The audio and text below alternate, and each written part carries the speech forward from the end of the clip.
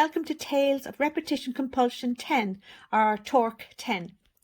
Since repetition compulsion can be a difficult concept to understand, I feel the best way to explain it is to give examples, or tales, from our everyday lives, showing how it invades every aspect of our lives. Each tale is centered around a specific life category and a specific bad message and a character. So, in today's Tales of Repetition Compulsion 10, the life category is family roles. The bad message is, you are bad, you are wrong, and the character is Jamie. Have you ever felt that no matter what you do, it's always wrong? Do you feel a deep sense of guilt, even when you haven't done anything bad? Do you assume that if there's conflict in your life, it must be your fault?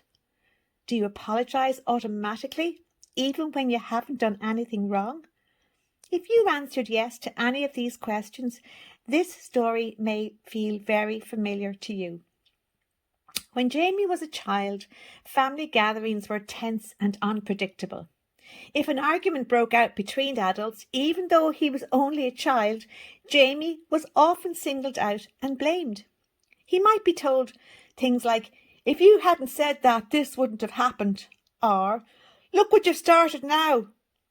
As a child, Jamie never understood why he was always blamed when something went wrong in his family.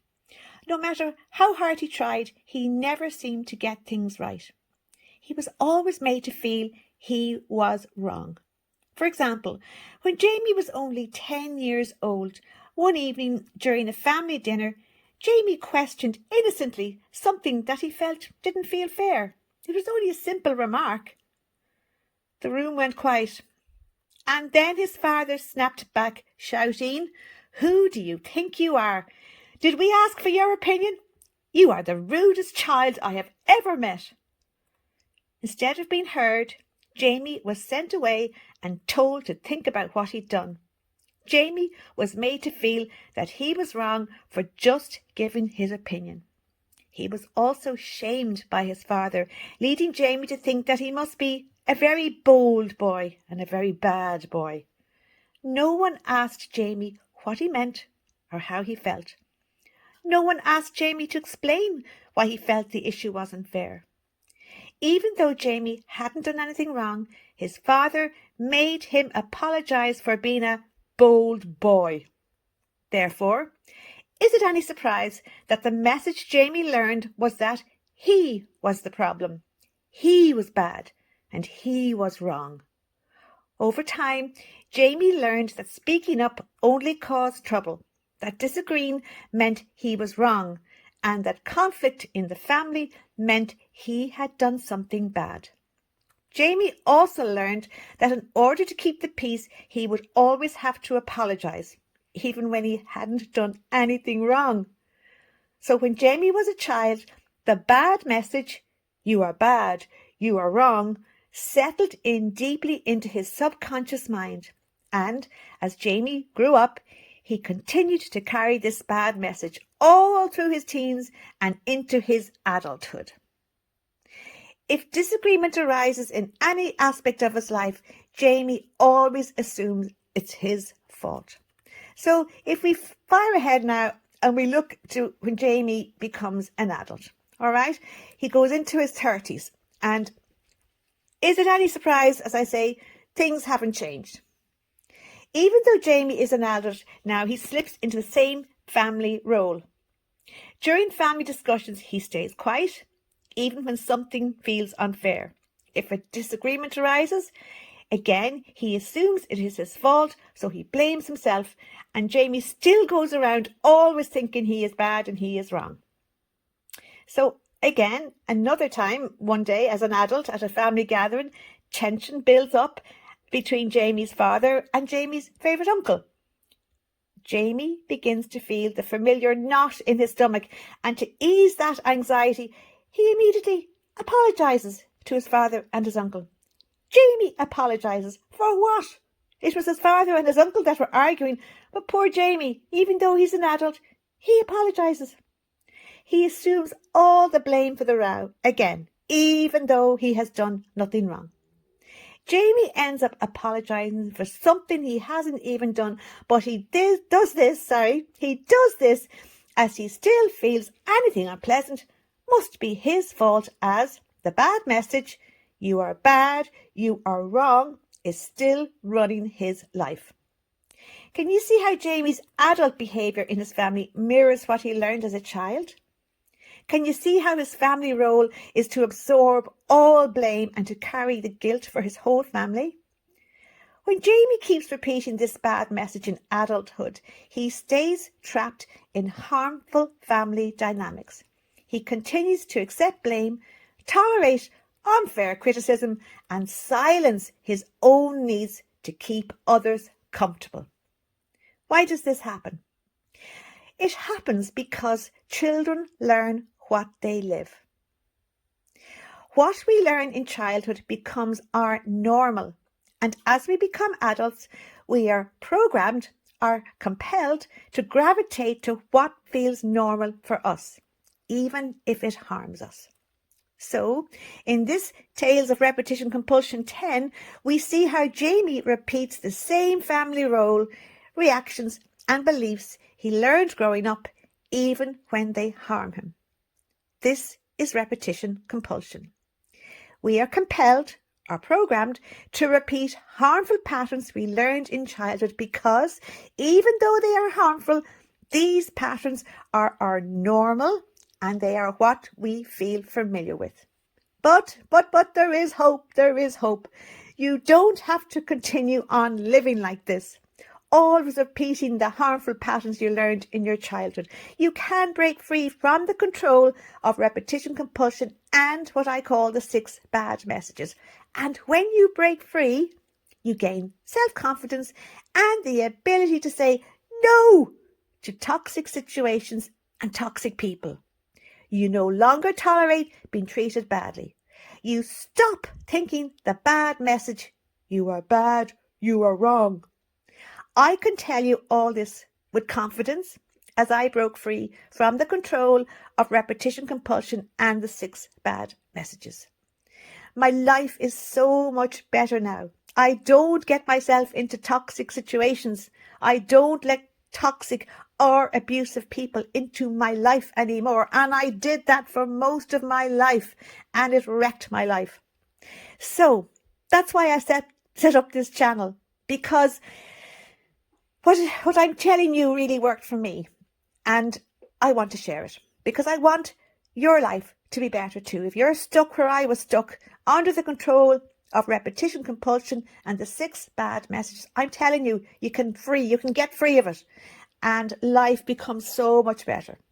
So I'm now going to introduce you to the 3 wise tales, my 3 dogs, Petal, Blossie and Dottie. They have the important role of telling you the 3 ways to break free from the control of repetition compulsion and the 6 bad messages. Hello, Petal, hello, Blossie, and hello, Dottie. I let you 3 experts take it over from here. Hello, lads. Hello, my name is Petal, and I am the first of the 3 wise tales. Today, we are going to show you how to heal from repetition compulsion and the 6 bad messages using one simple but powerful idea. Are you living your life as the top dog, or are you stuck as a cog? Are you top dog or cog? Let me start by explaining what we're up against. Repetition compulsion and the 6 bad messages are powerful subconscious forces that cause us to repeat in our adult lives what we learned in a toxic and abusive childhood. Growing up in a toxic or abusive environment, we learned what Annette calls the 6 bad messages. And they are: number 1, you are not enough. Number 2, you are responsible for me and others. Number 3, don't trust your feelings and don't trust your instincts. Number 4, you are bad, you are wrong. Number 5, you are alone, nobody loves you. And number 6, you must be perfect or nobody will love you. But these 6 bad messages are a pack of lies. They are not the truth about you. You see, We didn't choose these 6 bad messages, and I will explain why. As little children, we could not dare to admit to ourselves that our caregivers were bad or wrong or even abusive. So we subconsciously turned the blame on ourselves and we started feeding the 6 bad messages to ourselves. We felt we were to blame for our unhappiness and the toxic environment we lived in. Since this was all done subconsciously, we didn't even know we were doing this. But here's the problem. When these 6 bad messages run our lives without us even knowing it, we are not in control of our lives. We are not the top dog. We are just a cog, a small moving part inside the sinister machinery of repetition compulsion and the 6 bad messages. That's why the very first way to heal is awareness. Awareness means seeing the pattern. When you look at your behaviour and your choices, you can recognise a pattern. You can see that your behaviour and choices are not just bad luck. They are not just due to your personality. Instead, they are what you learned to do in your childhood, and you are now repeating this in your adult life. The moment you become aware of repetition compulsion and the 6 bad messages, something extraordinary happens. The machinery of repetition compulsion and the 6 bad messages starts to lose its power. Because once something is in your conscious mind, in your awareness, it can no longer secretly control you. Awareness moves you out of being a helpless cog and starts to put you firmly in the position of top dog. You start to acknowledge for the first time that the forces of repetition compulsion and the 6 bad messages are running your life, and now you can actually see what's happening. And when you can see it, you can change it. You will no longer be under the control of repetition compulsion and those awful 6-line bad messages. Welcome to freedom. Welcome to being top dog. And now let me hand you over to Blossy. He's going to tell you the second way to heal from being under the control of repetition compulsion and the 6 bad messages. Hello, my name is Blossy, and I am the second of the 3 wise tales. I am very old, so these days I have a long white beard. But being very old doesn't just mean I have a hairy face. It also means I am very wise, and I am so happy to share this wisdom with you. Now let me tell you why the second way to heal is so important. Most people who grew up in toxic or abusive homes were never taught to trust their feelings or instincts. In fact, they were often taught the opposite. If they ever dared to speak up and give their opinion on something, or if they ever expressed how they felt about something, they were often told, "Oh, you're too sensitive," or "You're just imagining things," or "Oh, don't be so dramatic," or "Will you keep your opinions to yourself and don't make trouble?" Over time, they learned to disconnect from their feelings and their instincts, and in doing this, they disconnected from their inner warning system. And that inner warning system, your feelings and your instincts, it is your natural defense system. When you don't trust your instincts, you can't protect yourself. And when you can't protect yourself, you would be easily exploited by toxic and abusive people. That's how repetition compulsion keeps you as a cog. You keep walking back into toxic relationships. You keep tolerating mistreatment. You keep overriding the feeling that says, "This doesn't feel right. I should be away from this." But when you start to listen to your feelings and trust your instincts, everything changes. Your instincts sense danger before your thoughts even catch up. Trusting your feelings and your instincts means you start choosing safety. You start choosing yourself. You start saying no to toxic and abusive situations. And every time you listen to that inner voice, you step out of the machinery. You stop being a cog and you become the top dog. You become the boss of your life. Because top dogs protect themselves. Top dogs listen to their inner voices. Top dogs don't abandon themselves just to keep the peace. Top dogs protect themselves from toxic and abusive situations. So today, no more being a cog. Today, you start being the top dog. And now, let me hand you over to Dottie. She's going to tell you the third way to break free from the control of repetition compulsion and the 6 bad messages. Hello, my name is Dottie, and I am the third of the 3 wise tales. Did you know that I am the queen in the pack, so I am the top dog? I just had a bath as I rolled in fox poo again, so Annette had to clean me before I'm allowed back up on the bed. Now I'm going to tell you about the final way to heal, and this one is powerful. You see, the 6 bad messages, they didn't come from nowhere. They came from toxic childhood experiences where we had to adapt in order to survive. Remember how Petal told us that as little children we could not dare to admit to ourselves that our caregivers were bad or wrong or even abusive? So we turned the blame on ourselves and we started feeding the 6 bad messages to ourselves. Well, these 6 bad messages followed us all the way into adulthood. They stay with us unless we learn to get rid of them. So here's the truth about the 6 bad messages. They are not facts. They are lies we learned as we tried to survive in a toxic or abusive childhood. And every time we repeat them in our heads, we say things to ourselves like, I'm not enough, I must be perfect, I'm alone in this world. We are feeding the machinery of repetition compulsion. The 6 bad messages feed into keeping us stuck under the control of repetition compulsion. They keep us stuck as cogs in the machinery of repetition compulsion and the 6 bad messages. Therefore, the third way to break free from being under the control of repetition compulsion and the 6 bad messages is to nip and flip the bad messages. This means catching the bad message and stopping it. You nip it. You nip it in the bud. You don't give it airtime. When you hear this message coming into your mind, you nip it in the bud. You interrupt it and then you flip it to the truth.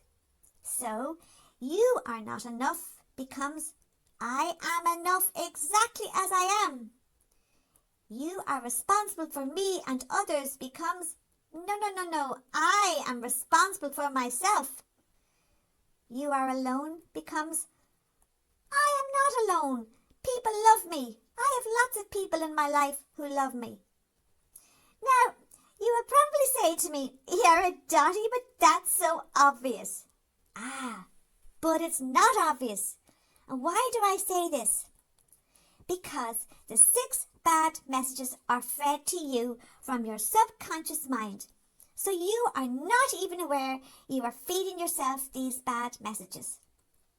But when you hear a bad message coming in and you flip it to a good message, then you are able to retrain your conscious mind to believe the good messages about yourself.